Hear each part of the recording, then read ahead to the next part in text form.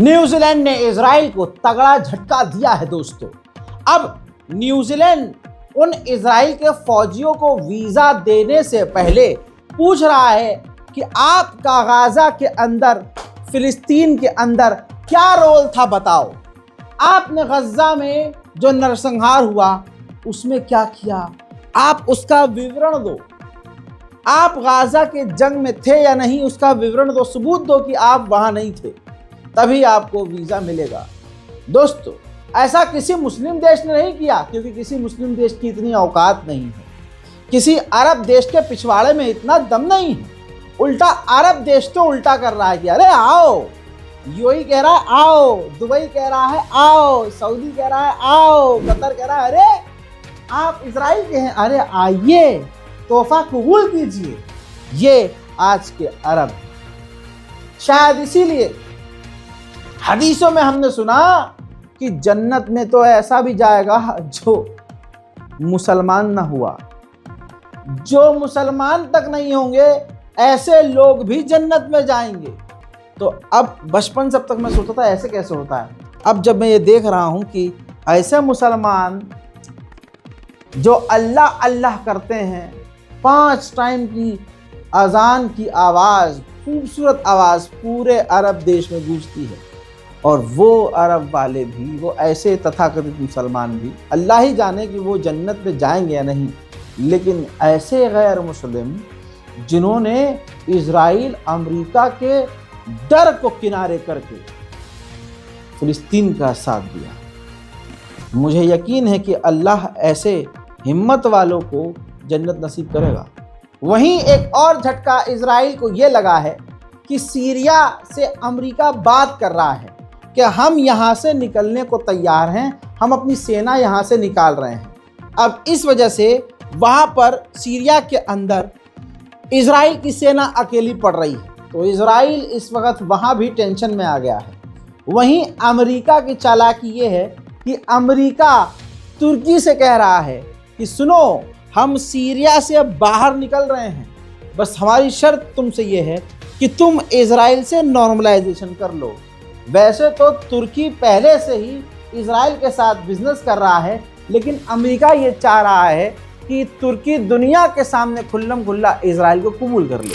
वहीं इजराइल को बड़ा झटका ये है मेरे हिसाब से और आपके भी हिसाब से इंशाल्लाह, कि अमेरिका ने जो बाइडेन सरकार थी, बाइडेन सरकार ने जो इजराइल के अंदर ईरान से बचने के लिए जो पेट्रियट डिफेंस सिस्टम तैनात किए थे, हिजबुल्लाह और यमन की मिसाइलों से बचने के लिए जो अमेरिका ने पेट्रियट डिफेंस सिस्टम तैनात किए थे इजराइल में, वो तमाम 90 पेट्रियट डिफेंस सिस्टम, 90 पूरे इजराइल के अंदर जितने अमेरिका ने डिफेंस सिस्टम तैनात किए थे, सारे के सारे पेट्रियट डिफेंस सिस्टम इजराइल से निकालकर अमेरिका यूक्रेन भेज रहा है।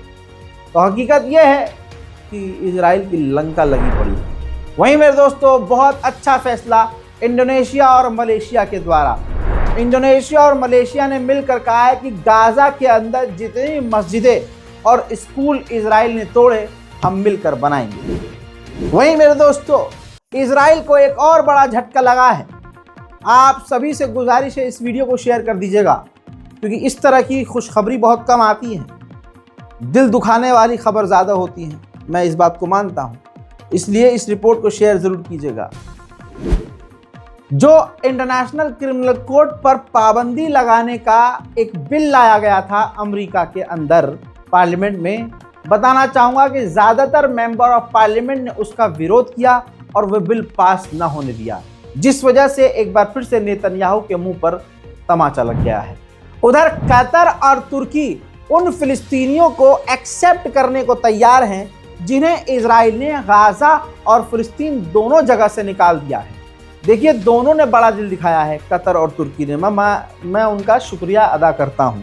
लेकिन उससे पहले उनका गरीबार भी पकड़ना चाहता हूं। मैं उनसे ये कहना चाहता हूं कि अबे तुम इसी जबान से इजराइल से कहो कि भाई ये कौन सा तरीका है कि जिनकी ज़मीन है तुम उनको ना गाजा में रहने दे रहे हो ना फिलिस्तीन में, और उनको ज़बरदस्ती उनसे उनका वतन छीन के हमारी झोली में डाल रहे हो। हमें लेने में उनको कोई प्रॉब्लम नहीं है, लेकिन उनसे उनकी जमीन छीन क्यों रहे हो? वहीं तुर्की का समुद्री जहाज मदद लेकर गाजा के लिए इजिप्ट तक पहुंच गया है।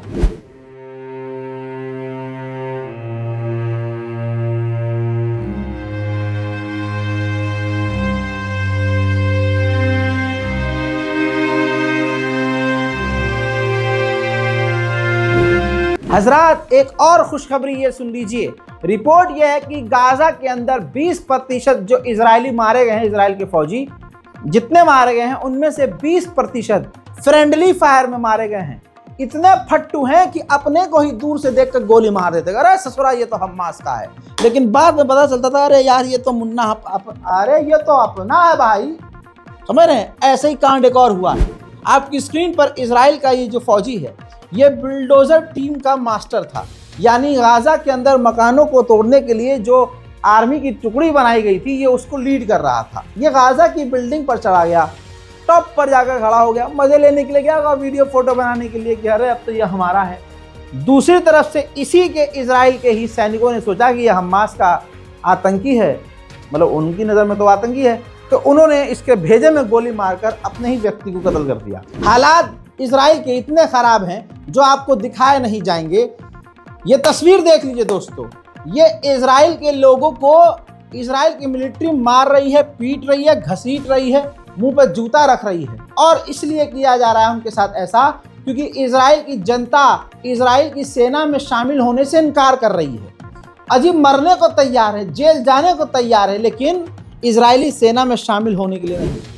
वहीं इजराइल के मुंह पर और अमेरिका के मुंह पर थूकते हुए यूएन के अंदर रशिया के एनवॉय ने कहा कि अमेरिका के दिए गए हुए हथियारों से ही इजराइल पावरफुल बना और उसने उस पावर का इस्तेमाल करके, उन हथियारों का इस्तेमाल करके फिलिस्तीनियों का नरसंहार किया।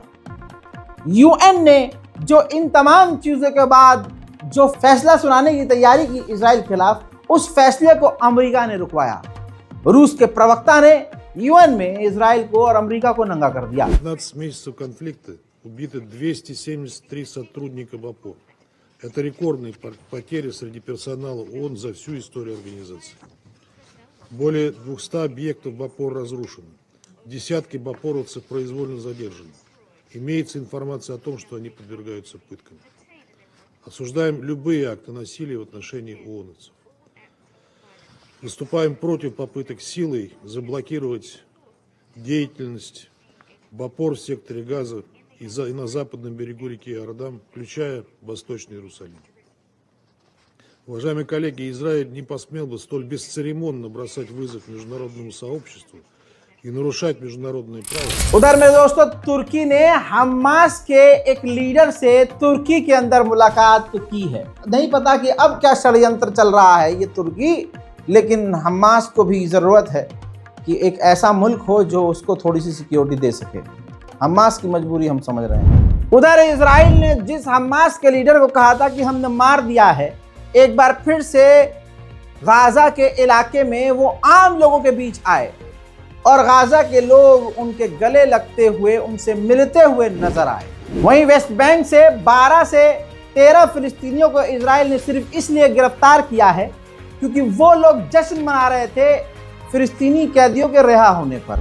मेरे दोस्तों, अब ये तस्वीर देख लीजिए, ये 3 इजरायली लोग हैं, इनके साथ साथ 5 थाईलैंड के और कैदी हैं जिन्हें हमास रिहा करने वाला है। हजरात, इनके बदले, इन 5 कैदियों के बदले इजराइल 110 फिलिस्तीनी कैदियों को रिहा करेगा। उन 110 में से 33 कैदी तो ऐसे हैं जिनको उम्र कैद इजराइल ने सुनाई थी। वहीं अमेरिकी अधिकारियों ने सऊदी अरब में फिलिस्तीनी अधिकारियों से मुलाकात की है। वहीं अमेरिका ने कहा है कि इजिप्ट को सुनिश्चित करना होगा और हमारा इजराइल का साथ देना होगा कि गाजा के अंदर हमास दोबारा पनप न सके और गाजा को वो कंट्रोल न कर सके। उधर एक बार फिर से इजराइल के नरसंहार को जस्टिफाई करते हुए अमेरिका के पेंटागन ने कहा है कि इजराइल को सेल्फ डिफेंस का अधिकार है। उधर गजा के अंदर 300% मिसकैरेज बढ़ गया है, पेट में ही बच्चा मारा जा रहा है और माएँ बच्चे पेट में ही खो रही हैं। उधर इजराइल फिलिस्तीन के जनीन के इलाके में खतरनाक रेड कर रहा है, आप सभी को पता है। अब वहां पर लोग अपनी जान का खतरा देखते हुए, इजराइल की बौखलाहट देखते हुए मजबूर हैं कि अपने शहर को छोड़ दें। अल्लाह अकबर। देखिए,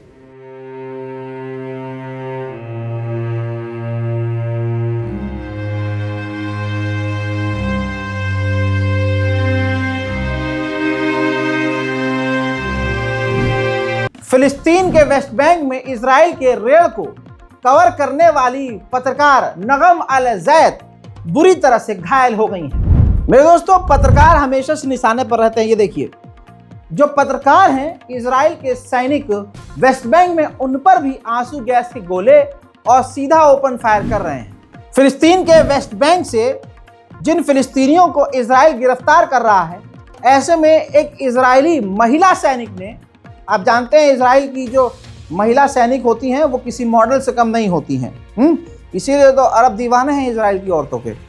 तो और इजराइल इस्तेमाल भी अपनी औरतों को बहुत बढ़िया तरीके से करता है।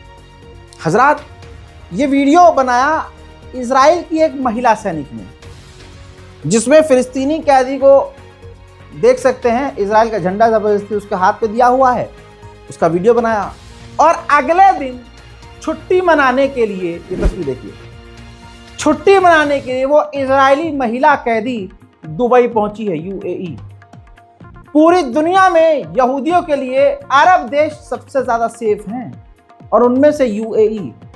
ध्यान से देख लीजिए आंखें फाड़कर, ये कोई मॉडल नहीं है, ये वही महिला है इजरायली फौजी जिसने गाजा में भी नरसंहार मचाया और फिलिस्तीनी को प्रताड़ित कर रही है। उधर इजिप्ट के राष्ट्रपति सीसी ने कहा कि गाजा फिलिस्तीन के लोगों का डिस्प्लेसमेंट, उनको वहां से हटाना, भगाना, कहीं और बसाना, हम इसमें किसी का साथ नहीं देंगे।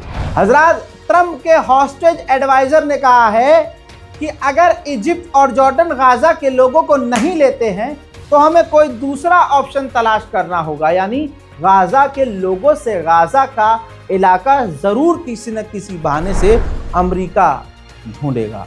इजराइल का कमीनापन ये देखिए, एक तो इजराइल चाहता ही यही है कि गाजा के लोग हमेशा के लिए कहीं और चले जाएं। अब इजराइल के पूर्व कमांडर जनरल आर्मी ऑफिसर ने कहा कि कोई अपनी मर्जी से भी गाजा का व्यक्ति वहां से गाजा से निकलेगा तो वन वे एग्जिट है, फिर वो वापस कभी गाजा नहीं आ पाएगा। फिलिस्तीन के एनवॉय ने यूएन में बताया कि इजराइल ने गाजा में सब कुछ तबाह कर दिया। इजराइल ने गाजा में ऐसी तबाही मचाई कि अब वहां सिर्फ और सिर्फ फिलिस्तीनी गाजा के लोग और उनके रिश्ते बाकी हैं। हमारे रिश्ते गाजा की जड़ों से, हमारा इतिहास गाजा और फिलिस्तीन में बहुत पुराना है। अब उसके सिवा वैसे भी गाजा में इजराइल ने कुछ छोड़ा नहीं। Israel has destroyed everything in Gaza. Everything. Except the sacred bond between a people and their land. Their roots run too deep. Their history covers millennia. The wounds of their Nakba have yet to heal. So by hundreds of thousands. आखिर में सबसे बड़ी खबर सुन लीजिए। Donald Trump ने ऐलान कर दिया है, फैसला सुना दिया है, आदेश दे दिया है कि जो भी अमेरिका में, चाहे वो स्टूडेंट हो, चाहे वो बिजनेसमैन हो या नौकरी करने वाला कोई भी व्यक्ति हो, अगर वो इजराइल के खिलाफ है तो उसे वापस अपने मुल्क भगा दो। इस खतरनाक स्पेशल रिपोर्ट, फिलिस्तीन स्पेशल रिपोर्ट में अभी के लिए इतना ही। इस रिपोर्ट को शेयर कीजिए और अपनी दुआओं में हमें याद रखिए। वीडियो में एक अंगूठा बना हुआ है नीचे, जिसे लाइक बटन कहते हैं, दबाइए और अपनी राय कमेंट में लिखिए। जय हिंद।